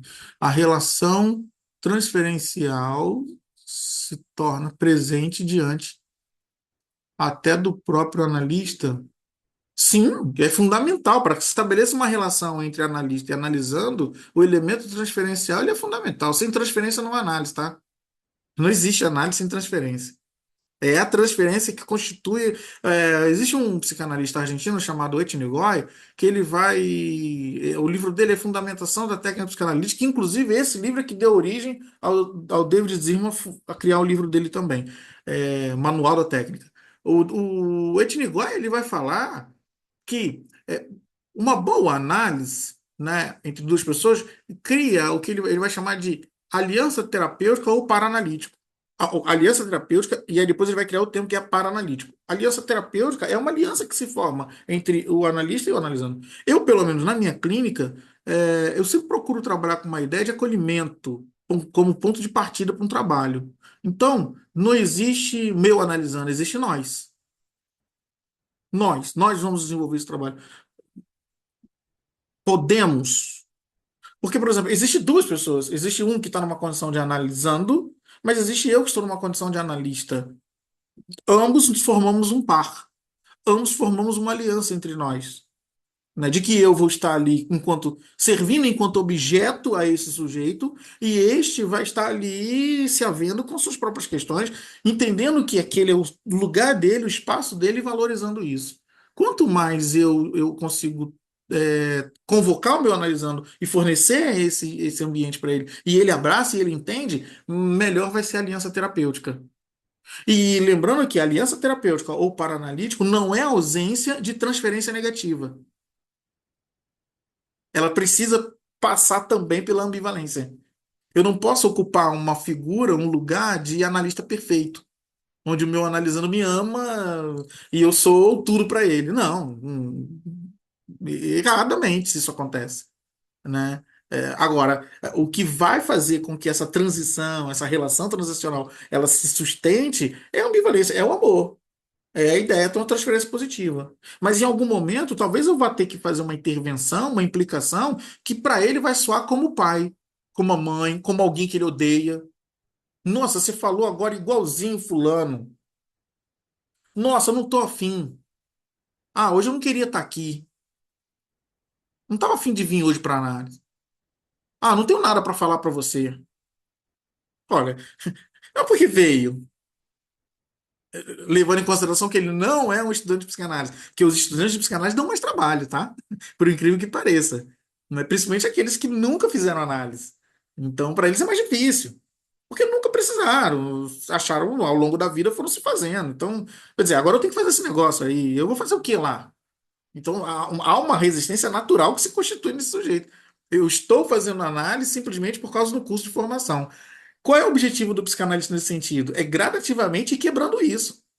É tirar ele desse lugar de que ele está fazendo análise por causa de um curso de formação e para que ele entenda que ele é um sujeito, tanto quanto o outro, que tem seus atravessamentos e que ele precisa experimentar. Isso é legal, porque o psicanalista real é aquele que viveu a experiência daquilo que ele acredita. Então, quando a gente se submete ao processo, a gente vivencia ele. Então, fazer análise não é a mesma coisa que viver análise. Fazer análise como cumprimento de jornada, grade curricular, isso não significa nada. Isso é fácil. Isso não torna uma pessoa um psicanalista. O que torna uma pessoa psicanalista é ele entrar em análise. A entrada na análise é algo muito complexo. Não é muito simples.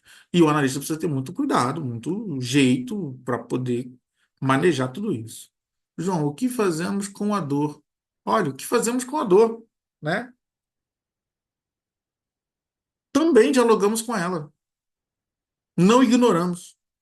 Se dói, se incomoda, precisa sair. De novo a coisa da chaminé, que o diálogo entre Freud e Breuer. Você faz o que com a dor? Você guarda ela, você acumula ela, você precisa colocar ela. Agora você precisa questionar quais os fundamentos dessa minha dor. Será que se sustentam? Talvez doeu muito em um determinado momento. Mas e hoje? Precisa continuar doendo?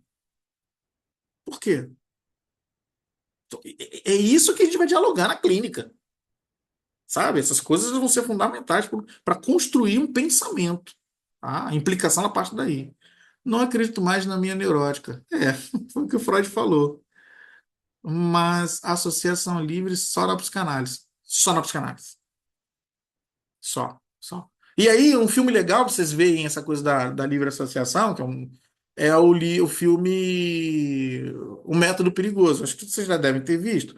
Se vocês forem reparar, logo no início, foi a primeira vez, o filme retrata a primeira vez que o Jung está fazendo o experimento utilizando a técnica do Freud, que é essa livre associação. E ele vai atender Sabrina Spirro, e que inclusive a primeira psicanalista, tá? Depois ela se torna psicanalista e ela vai ser a primeira psicanalista a se dedicar a tratar de crianças, tá? Bem antes de Melanie Klein e Anna Freud, tá? Então ela é uma referência.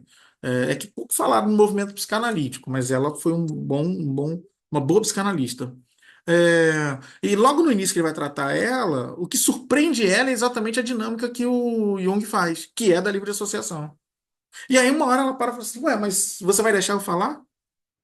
Por que que ela se surpreende? Porque a metodologia do trabalho não era essa, né? Por isso que, inclusive, o próprio termo, né, analisando, a gente chama analisando, não chama paciente. Porque paciente é aquele que espera. Quem é paciente na história? No sentido de uma relação entre analista e analisando, talvez o paciente seja o analista. Porque é ele que está aguardando alguma coisa desse outro. Nós, enquanto analistas, estamos aguardando. Agora, o analisando não. O analisando, ele está livre para falar o que ele quiser. Numa dinâmica médica, é diferente, né? O paciente leva ao médico aquilo que ele entende como aquilo que está ruim para ele, aquilo que é dor. E espera de quem? Espera do médico o que o médico vai dar as orientações do que fazer e como fazer. Essa dinâmica não se constitui uma relação analítica. Ela é diferente.